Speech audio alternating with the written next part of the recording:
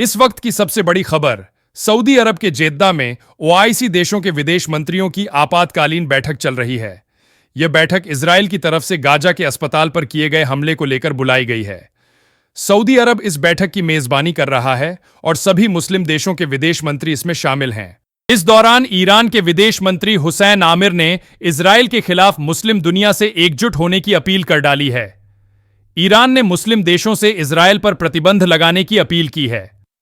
Iran के विदेश मंत्री ने बैठक में कहा कि सभी मुस्लिम देश इजराइल पर तत्काल प्रभाव से पूर्ण प्रतिबंध लगाने का ऐलान कर दें, जिनमें तेल से लेकर सभी चीजें शामिल हों।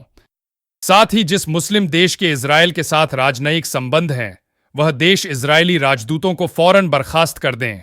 वहीं ईरान के विदेश मंत्री हुसैन अमीर अब्दुल्लाहियान ने कहा कि इजराइल की ओर से गाजा में हो रहे संभावित युद्ध अपराधों को दर्ज करने के लिए इस्लामिक वकीलों की एक टीम भी बनाई जानी चाहिए। नमस्कार, मैं अमित अवस्थी, आप देख रहे हैं मीडिया टुडे टीवी। ओआईसी की आपातकालीन बैठक की ये तस्वीर आप अपने स्क्रीन पर देख रहे हैं। Bahrain, Iran, Uganda, Uzbekistan, Indonesia, संयुक्त अरब अमीरात, अल्बानिया और अफगानिस्तान। अफगानिस्तान की सीट इस बैठक में खाली दिखाई दे रही है। अफगानिस्तान में इस समय तालिबान की सरकार है और किसी भी मुस्लिम देश ने अभी तक अफगानिस्तान की तालिबान सरकार को मान्यता नहीं दी है।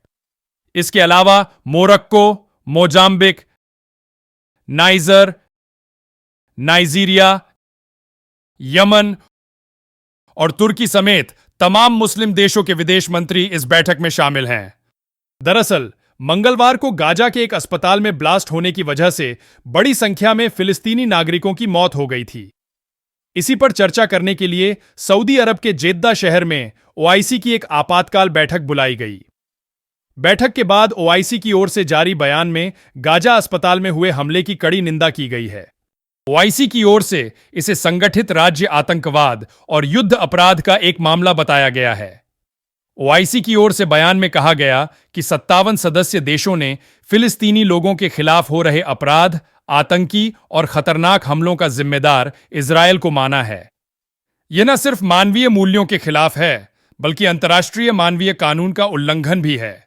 वहीं ओआईसी की ओर से अंतर्राष्ट्रीय समुदाय और यूएन सुरक्षा परिषद से गाजा में इजरायल की ओर से हो रहे हमलों को रोकने के लिए हस्तक्षेप करने की अपील की गई है।